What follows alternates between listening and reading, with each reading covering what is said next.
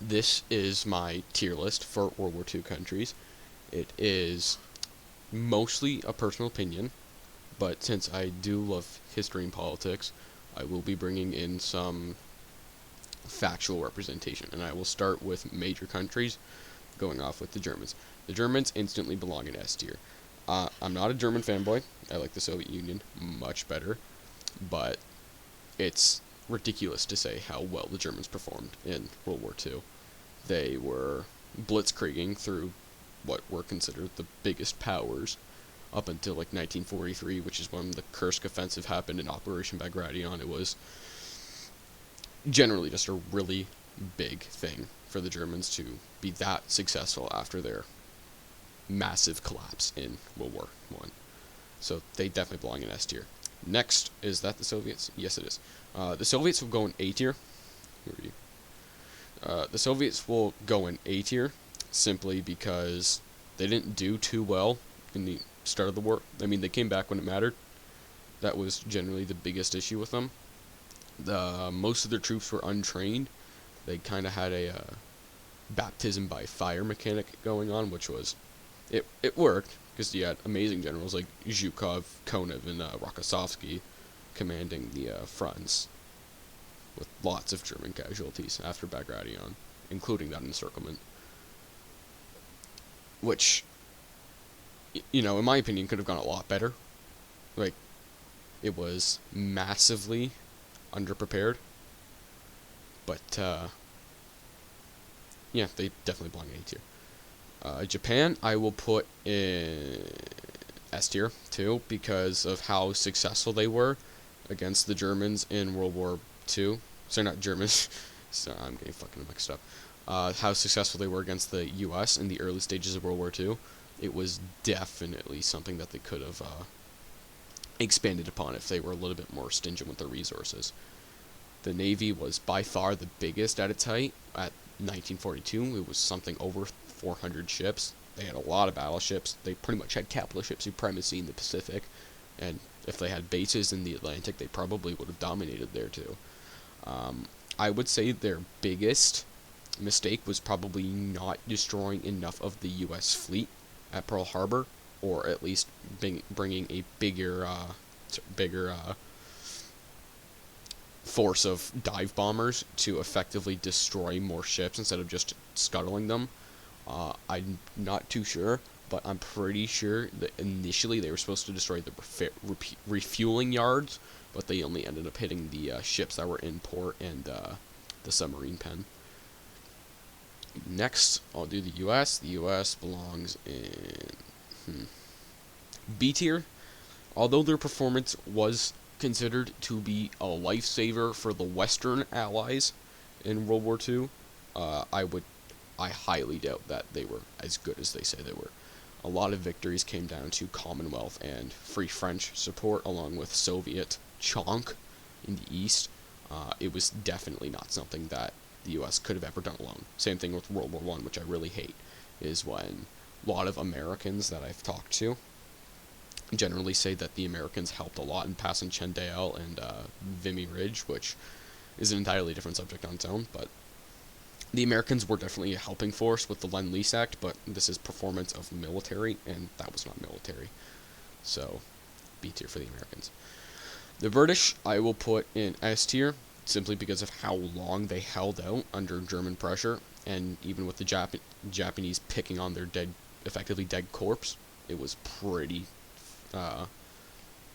cool how they held on for that long with the the Royal Navy protecting the shores. It was definitely something to be in awe of. The British have historically done really well in combat. That's been one of their biggest things with the Romans. I'm not a Roman historian, so I wouldn't know, but in whatever time that the Romans were attacking, the British did pretty well.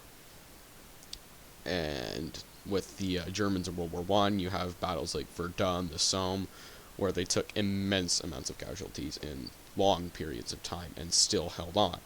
And then you have battles like Waterloo, where it was the British and the Prussians against one of Europe's greatest generals, Napoleon, and they still held out, which was a great thing. So S tier for the British, definitely.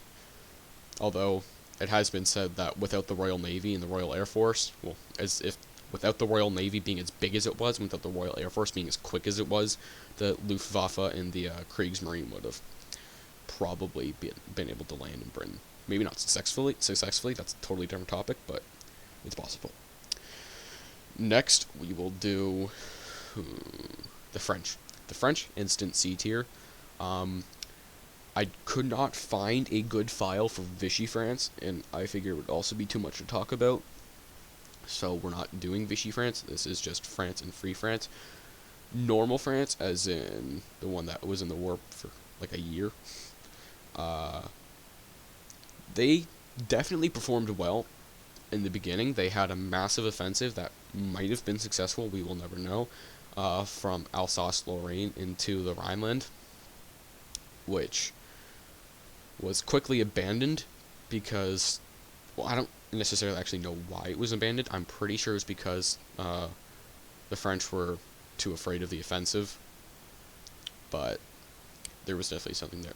And the French had some of the best tanks. They just had absolutely no coordination. And that's how the Germans overran them so quickly, is because they had radios in their tanks and they were going fast, and they had generals like Rommel who were defying all of their orders, and instead of waiting for the infantry to catch up, they would just blitz on through. Which, looking back, probably could have killed Rommel, looking at how Germany was governed back then, if he wasn't nearly as successful as he was. But here we are. Next, Italy.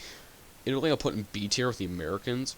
Contrary to popular belief, Italy actually did amazingly well in terms of down to the individual troop, but the farther up the ranks you get, the more corruption there were, and instead of being picked for loyalty, instead of being picked for skill, generals were generally picked for loyalty, which was not a good thing for Mussolini.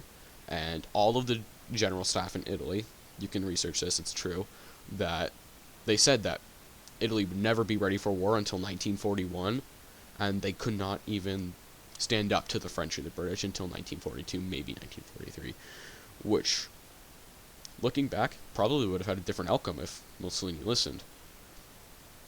Like, Greece might have fallen faster, or Barbarossa might have happened quicker, or Italy probably could have taken down Yugoslavia by themselves, or Italy never even joins the war by the time, because the Germans wouldn't have to have babysat them.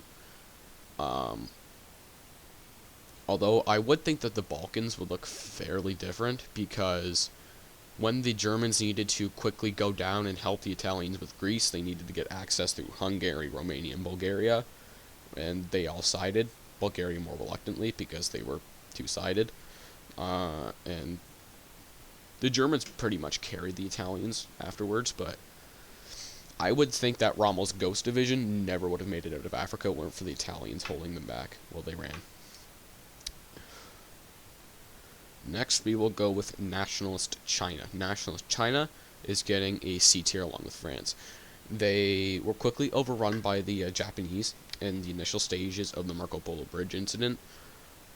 It was probably staged by the Japanese military, and it was really just Japan trying to flex their muscles, showing them that they could take down a massive giant, which they couldn't. The war turned into attrition, and it started eating up Japanese resources. And from many people I've talked to who like history as much as I do, it's been noted that if the Japanese weren't fighting the Chinese at the time they attacked the Americans, it's quite possible they would have won, or at least subdued the Americans in the Pacific, because the Japanese taking down the U.S. West Coast probably never would have happened. And even if they did make landfall, they would have had to deal with all of the civilians, plus the National Guard, plus the military, and it just would have been a complete shit show for them. Next, we will go for, I think this is supposed to be Communist China. It might have gotten squished. Yeah, that's definitely Communist China. Communist China, instant D tier. They didn't do, they almost did nothing. It was very, very, very much of an understatement to say Nationalist China did most of the work. It's a massive understatement. They did all of the work. I'm not including any of the smaller Chinese factions like all of the cliques and the warlords, because they were instrumental to China having more of a meat grinder. So the Japanese should have had to keep throwing men and material towards the front, but overall, it's not looking good for Communist China on the tier list. Now, don't get me wrong, China came out of a massive shithole to their to nationalist China's dismay, and the CCP kind of stormed through and annihilated the nationalist Chinese in the Civil War, which that in and of itself also is a different topic. Next, we will go to Norway. Norway will have a C tier. They fought pretty well against the Germans initially, but once all of the infantry and Fallschirmjäger and all of them got their footing, there wasn't really much the Norwegians could do, especially with lackluster British help, which also led to the resignation of Neville Chamberlain. Thank God, I do not like that guy. Next, we will do Denmark, D tier. They barely fought. However, to their credit, the Danish resistance did scuttle most of the fleet, so the Germans didn't get their hands on it, which is probably... Actually, I'll put them in C tier just because of that, and how well the resistance was organized. But above all of that, they didn't do that well, because it was only a 6-hour war. Although King Christian, I don't know what his title was. I think it was like 10th or something, maybe 11th or 16th, I don't know. To his credit, he did prevent the deaths of a lot of Danish soldiers, so that's worth noting. Next, we will go with Yugoslavia. They get A tier. They liberated themselves. They held the Germans back initially pretty well, same with the Italians, kind of eerily reminiscent of their Serbian counterpart in World War I, but unfortunately, the combined might of the Wehrmacht and Italian army were too strong. Although it is worth noting that there were two movements that were liberating Yugoslavia at the time. There were the partisans led by Tito, they were communist, and then there were the Chetniks, can't remember who they were led by, but they were generally royalist. I think they were either aligned with Prince Paul or that child king. I think it was like King Albert or something, I'm not too sure. Actually, I can just let them know.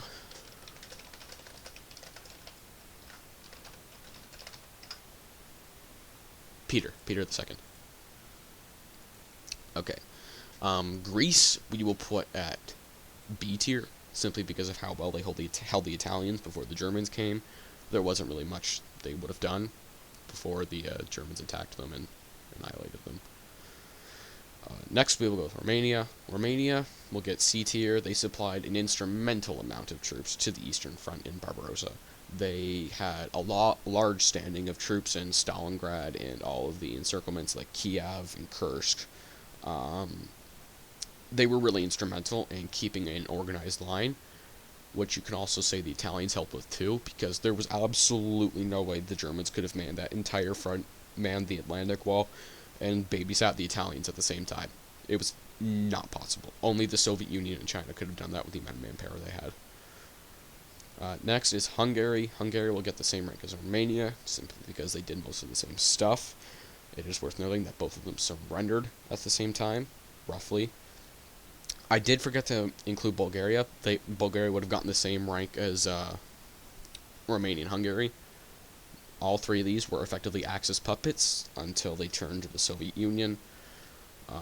It is worth noting that the Hungarian Prime Minister at the time begged the Soviets to take them before the Germans could kill him. I don't know what happened out of that. I haven't dug into it. I should. I probably will.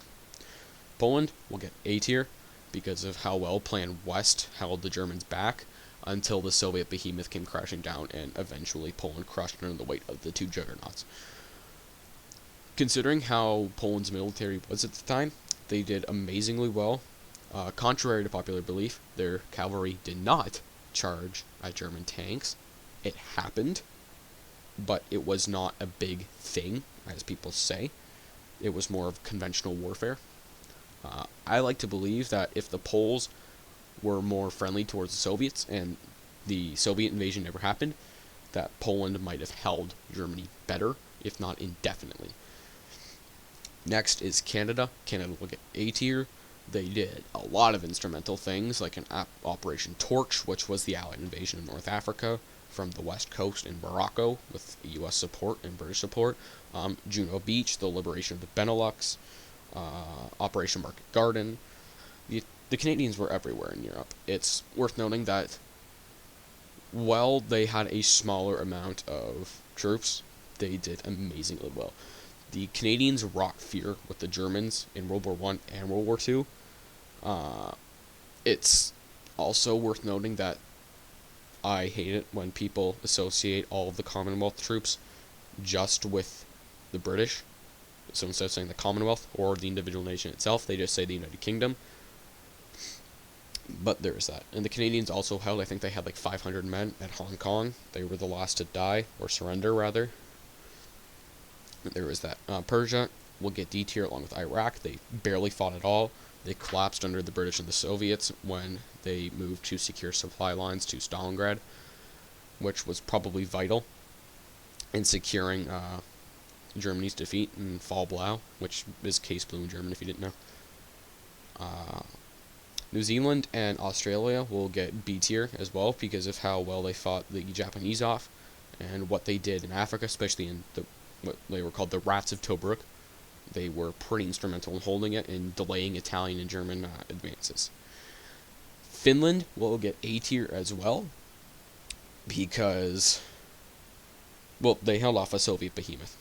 And much to Mannerheim's love, Finland didn't get dismantled. However, it is also worth noting, I've said that a lot, wow, it is worth noting that the Finnish were trying to press for a diplomatic solution, mainly Mannerheim, which you might not believe, but it is true. The Mannerheim did try and get a diplomatic solution out of it, but eventually the Soviets just started bombing, and the Finnish couldn't hold with the Soviet air superiority and their massive ground.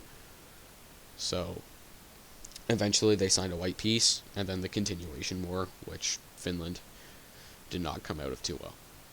And then the British Raj, India, Pakistan, and Burma, and Bangladesh. Well, technically that was Pakistan at the time. India was substantially important in supplying the British with the support units they needed in Africa and Asia. They also held off the Japanese pretty well. I'll give them A tier. The British Raj did not do as much as people will say they did, but they were instrumental in keeping the Commonwealth afloat. And with that, that is the tier list over. To sum it up, the Germans are an S tier because they belong there. It's clairvoyant. They were instrumental in the world that is today. They were the first country to start going towards nuclear weapons with the Wunderwaffe project. They eventually failed because of the Norwegian resistance, God bless them. The Japanese belonged there with their shock and awe type campaigns where they would just keep going and going and going. I believe that if the US wasn't as fast as mobilizing as they were, the Japanese were probably going to dominate the Pacific. The British, I didn't say anything about them. The Soviet Union, they chonked their way to victory, and contrary to popular belief in my southern friends, I'm Canadian by the way, so when I say southern I mean American, the Soviets did a lot of the work. Without the Soviets, there was no victory in World War II. Without the Americans, there also was probably no, if the Americans didn't get involved, World War II, like Lend-Lease continues, right? The Lend-Lease policy does not change, but America never joins World War II. If America never joins World War II, then the Soviets either have a harder time or a longer time of beating back the Germans, and a larger sphere of influence from the Soviet Union is in Europe. Now, it is likely to say that the Benelux region, which is Belgium, Luxembourg, the Netherlands, France, and the British, would have stayed democratic or Western-leaning, but Italy, Austria, Germany, Poland, all of them would have instantly went to the east, and the Soviets would be a lot more dominant. and we would be talking about the Soviets as the singular superpower, maybe with Japan, and the Americans just staying in their gestated state. The Yugoslavs with the Chetniks and the partisans, I needn't say more, they liberated themselves, they fought valiantly against the Germans, and there was a statistic that said that at any time the Germans needed 100,000 men to garrison Yugoslavia to keep it from collapsing into another front. Poland, they held a lot of troops back. They fell pretty fast. There was absolutely no chance of them winning that. The Canadians, they were basically the Allied bulldog, or the pit bull, if you will. They did a lot of the heavy lifting. The Finnish were more of like a neutral power. They didn't really have a side until the continuation war, which didn't fare too well for them. The British Raj, same thing for the Canadians. They were like eerily reminiscent of a pit bull. They did a lot of the heavy lifting in East Asia, specifically with Japanese advances into the British Raj and the Siamese issue, which Siam is Thailand. The United States, I'm not going to delve into that. The Italians, you know. Basically speaking, this list is majorly an opinion, but there are some fact behind it. I plan on making more tier lists later, maybe with tanks or World War I nations, which I plan on reading more up about, maybe even battles, or warships. But thank you for watching. Pardon my voice, I do have a little bit of a cough.